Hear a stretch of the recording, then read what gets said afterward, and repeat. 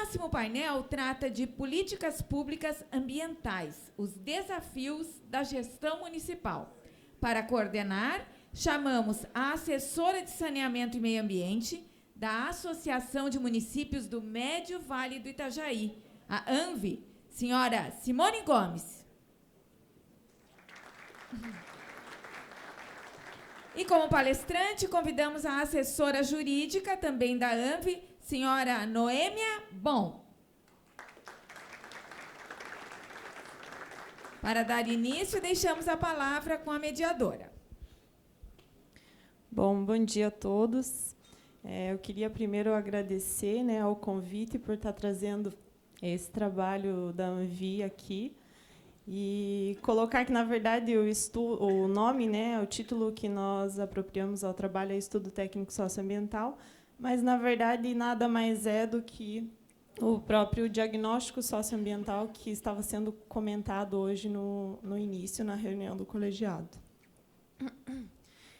Antes de passar a apresentação, eu gostaria de colocar que eu acho que essa apresentação ela é muito pertinente nesse seminário, em função que ela vem de encontro ao que justamente era a demanda do presidente da FECAM, que ele colocou hoje de manhã.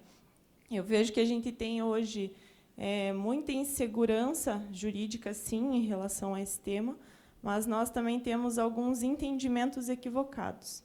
Então, eu acho que, a partir dessa apresentação, a gente vai poder demonstrar como nós, da ANVI, viemos tratando esse tema junto com cada Ministério Público da nossa região.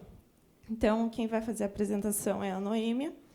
Ela possui graduação em Direito pela Fundação Universidade Regional de Blumenau, a FURB, mestrado em Direito pela Universidade Federal de Santa Catarina, doutorado em Direito das Relações Sociais, na subárea de Direitos Difusos e Coletivos pela PUC, e pós-doutorado junto a uma universidade na França. Ela foi professora titular da FURB, no curso de graduação em Direito e no programa de pós-graduação em Engenharia Ambiental. Foi vice-diretora do Centro de Ciências Jurídicas e coordenadora do programa de pós-graduação em Engenharia Ambiental e coordenadora do Grupo de Pesquisa e Extensão em Gestão de Ambientes Naturais e Construídos em Bacia Hidrográfica. Foi também assessora jurídica na Fundação Agência de Água do Vale do Itajaí, a Fundação Piava, que atua como secretaria executiva do Comitê de Gerenciamento de Recursos Hídricos da Bacia Hidrográfica do Rio Itajaí, o Comitê do Itajaí, e, atualmente, ela presta serviços de assessoria jurídica na área ambiental na ANVI. Bem, um bom dia a todos. A solicitação para esse evento, então, era nós apresentarmos o estudo técnico socioambiental elaborado pela ANVI. E, nessa apresentação, eu vou fazer a parte mais jurídica e histórica, os antecedentes de como a gente chegou nessa proposta, mas a parte metodológica mesmo, que é mais técnica, eu ia pedir a colaboração da Simone, que ela que está mais habituada, é uma temática que está mais afim à própria área dela. O nosso objetivo aqui é mostrar um pouco o processo de implementação dessa política, da política pública ambiental no âmbito do município, um pouco as dificuldades que a gente encontra nesse processo de implementação da política pública ambiental. Mas que não é rápido, é um processo um tanto quanto lento, mas que eu vejo com bastante otimismo que ele pode trazer e contribuir de forma significativa para aquilo que o próprio professor Poletti estava colocando aqui antes, que é a questão do planejamento das nossas cidades. A gente tem aqui uma ferramenta da política pública ambiental, que é a implementação das áreas de preservação permanente ao longo dos cursos de água naturais, e que podem contribuir de uma forma significativa para a melhoria da qualidade das nossas cidades. o que a gente tem que mudar um pouco é o paradigma, né, o enfoque com que a gente trata essa questão. A maior parte das pessoas, elas veem a implementação da política ambiental como um obstáculo ao desenvolvimento. E o que o professor Poletti estava justamente mostrando aqui, a gente viu um pouquinho, né, essas cidades, é importante que a gente verticalize, que se faça, mas também o que o morador quer ter na cidade é qualidade de vida, né? Não é só ter prédios, e ele quer ter mobilidade urbana, ter espaço para caminhar, ter um ar respirável, então, saneamento básico. Então, ele tem uma série de demandas, né, que devem ser pensadas em conjunto. Então, a gente tem que olhar um pouquinho com mais atenção para essa temática, e eu vejo aqui a gente traz um modelo também de solução que pode ser aplicável à maior parte dos municípios do Estado. Então, a ideia é apresentar um pouquinho os antecedentes da elaboração desse estudo, o ciclo de vida do projeto, do diagnóstico socioambiental, o diagnóstico propriamente dito, a metodologia e o mapeamento, e, por fim, a elaboração do projeto de lei, com a exposição de motivos e um pouquinho a estrutura do próprio projeto. Com relação aos antecedentes, né, a motivação para a realização do diagnóstico socioambiental partiu do próprio Ministério Público de Santa Catarina. No caso, nós temos um contato mais próximo com o promotor da Regional Ambiental de Blumenau, Dr. Leonardo Todeschini, e ele, então, fez essa demanda na ANVI, a ANVI, né, que iniciasse esse trabalho de elaboração do diagnóstico com base no que vem previsto na própria Lei de Proteção da Vegetação Nativa, a Lei 12.651 de 2012, né?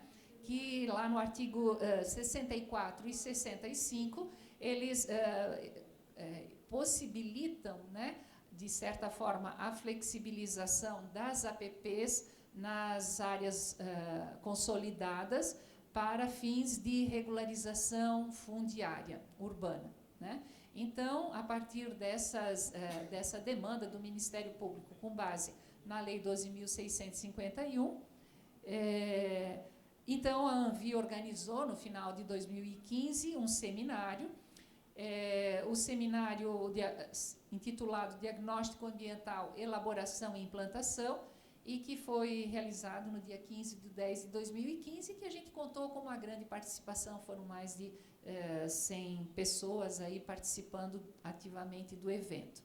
Após a elaboração, a realização desse evento, formou-se um grupo de trabalho, né, coordenado pela Assessoria de Saneamento e Meio Ambiente da ANVI, do qual participaram técnicos dos municípios associados, técnicos da FURB e também o Dr. Leonardo Todeschini, promotor, né, então, da Regional Ambiental de Blumenau, e uma promotora de justiça de Indaial, a doutora Patrícia Tramontin.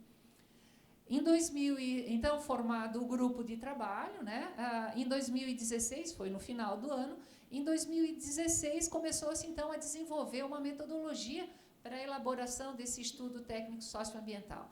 No seminário, foi apresentado, então, à época, o município na nossa região que mais tinha avançado na elaboração desse estudo tinha sido o município de Jaraguá do Sul, com o apoio da FUJAMA, que é o órgão ambiental do município, e do promotor ambiental da comarca de Jaraguá, o doutor Alexandre Schmidt dos Santos.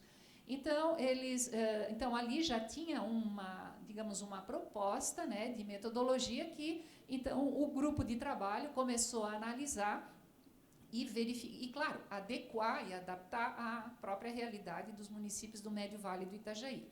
Um primeiro aspecto foi como seria impossível de implementar, fazer esse estudo num primeiro momento para todos os 14 municípios da ANVI, na verdade 13, né, porque Blumenau já tinha elaborado o seu estudo técnico socioambiental.